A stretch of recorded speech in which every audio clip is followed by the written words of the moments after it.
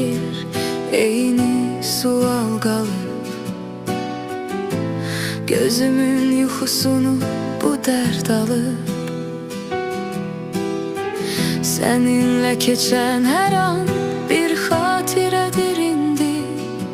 Qəlbimdə bir boşluq, səsin gəlmir dindi. Bu şəhərin daşları da səni xatırladır. Hər küçə, hər tin mənimin dərdə salır. Zaman durub sanki dönmür, geri fırlanmır. Yarımçıq qalan həyat sənsiz daha yaşanmır. Bu şəhərin daşları da səni xatırladır. Hər küçə, hər tin mənimin dərdə salır. Zaman durub sanki dönmür, geri fırlanmır.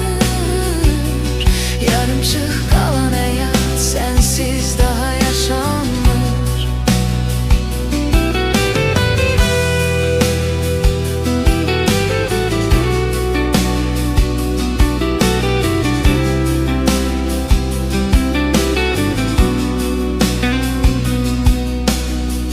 Əllərimdə soyuq bir külək əsir, titrəyirəm. İnsanlar gülümsəyir, mən itirirəm. Həqiqətmi bu olan, yoxsa qəribə bir yuxu? Gözlərimdə əksin var, burnumda qoxun. Bu şəhərin daşları da səni xatırladır. Hər küçə, hər tin mənimin dərdə salır. Zaman durub sanki dönmür, geri fırlanmır. Yarımçıq qalan həyat sənsiz daha yaşanmır.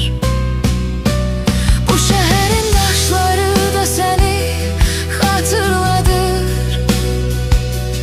Hər küçə, hər tin mənimin dərdə salır. Zaman durub sanki dönmür, geri fırlanmır.